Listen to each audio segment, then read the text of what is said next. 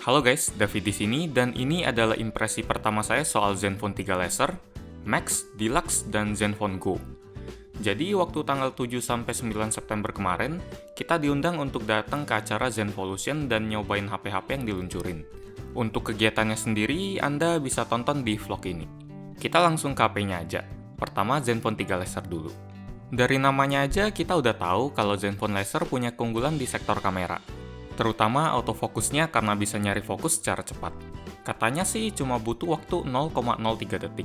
Tapi saya malah lebih fokus, pun intended, sama spesifikasinya yang naik lumayan jauh dari sang kakak, Zenfone 2 Laser. Zenfone 3 Laser sudah pakai Snapdragon 430, RAM 4GB, penyimpanan 32GB, dan layar Full HD. Kamera belakangnya tetap sama, 13 megapiksel, tapi kamera depan sudah naik dari 5 ke 8 megapiksel. Desainnya juga sangat beda sama desain HP Asus yang kita kenal selama ini, karena Zenfone 3 Laser sudah pakai bahan logam di seluruh bodinya. Di bagian belakang juga sudah dikasih pemindai sidik jari biar jadi lebih canggih. Harga HP ini dipatok 3,4 juta.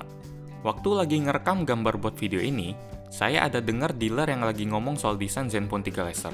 Katanya HP ini desainnya ngingetin mereka sama iPhone, dan saya setuju. Sekarang desain HP Android memang sudah kebanyakan ngikutin iPhone, terutama Oppo. Tapi semoga HP Android nggak ngikutin iPhone buat ngilangin jack 3,5 mm. Sekarang kita lanjut ke Zenfone 3 Max. Di video review Zenfone Max yang sudah pernah saya buat, saya sangat kagum sama ketahanan baterainya yang bisa dipakai selama 3 hari tanpa dicas. Waktu itu ukuran HP-nya besar dan berat. Tapi wajar kalau kita ingat kapasitas baterainya yang nyentuh angka 5000 mAh. Di Zenfone 3 Max kali ini beda, sangat beda. Untuk baterai, kapasitasnya nurun jadi 4100 mAh. Walaupun memang masih bisa dibilang besar, tapi kesan baterai monster jadi nggak terlalu kerasa lagi. Mungkin berkurangnya kapasitas baterai itu nurun karena desainnya yang jadi lebih tipis dan memang jadi lebih elegan karena sudah pakai bahan metal juga. Waktu pertama kali lihat, sama sekali nggak kelihatan kalau HP ini punya kekuatan khusus di sektor baterai. Buat speknya sendiri sih, Zenfone 3 Max pakai MediaTek MT6737 quad-core, GPU Mali T720, layar 720p, RAM 2 atau 3GB, dan penyimpanan internal 16 atau 32GB. Dari obrolan saya dan orang di sebelah saya, kami setuju kalau HP ini adalah HP yang punya potensi bagus buat dijual, karena harganya yang paling murah di keluarga Zenfone 3, yaitu 2,2 juta. Sekarang kita lanjut ke Zenfone Go, yang sebagai catatan, nggak masuk ke keluarga Zenfone 3, cuma Zenfone Go, bukan Zenfone 3 Go. Kita mengenal Zenfone Go sebagai varian HP Asus yang punya spek yang rendah karena murah. Tapi di Zenfone Go kali ini, mereka ngasih angka spek yang sangat tinggi. Tapi itu cuma di bagian layar aja. Ya, layar Zenfone Go yang satu ini punya layar seluas 6,9 inci. Kurang 0,1 inci lagi buat berubah jadi Zenpad 7. Selain layarnya, spek HP Jumbo ini memang masuk ke kelas low-end, sesuai kodrat Zenfone Go. Prosesornya Snapdragon 200, RAM 1GB, penyimpanan internal 8GB, tapi layarnya sudah 720p, jadi sudah lumayan tajam. Harganya sendiri dipatok 1,5 juta.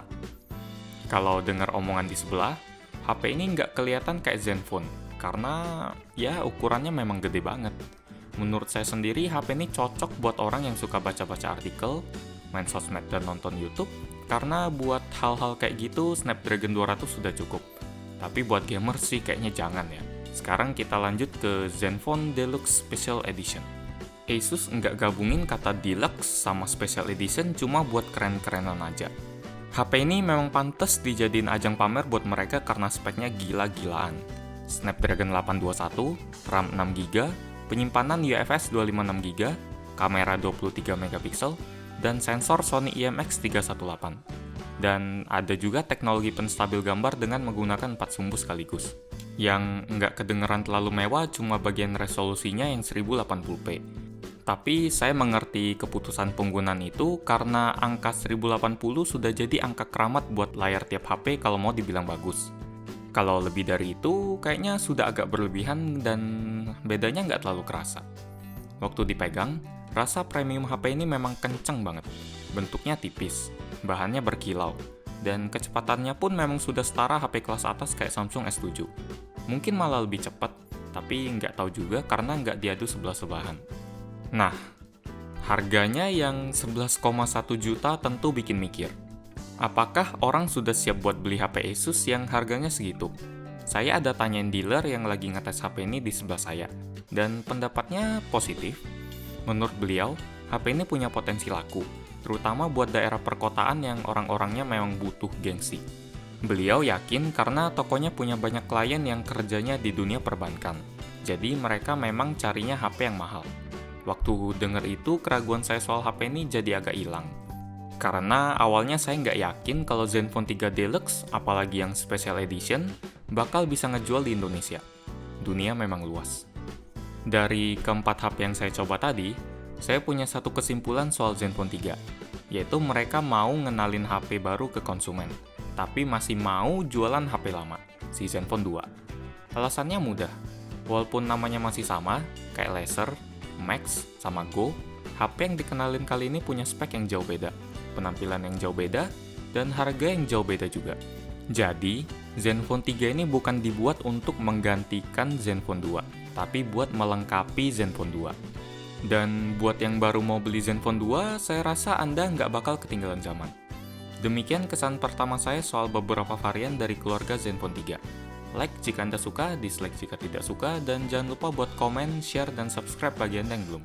Terima kasih sudah menonton, dan kita ketemu lagi di video selanjutnya. Yo!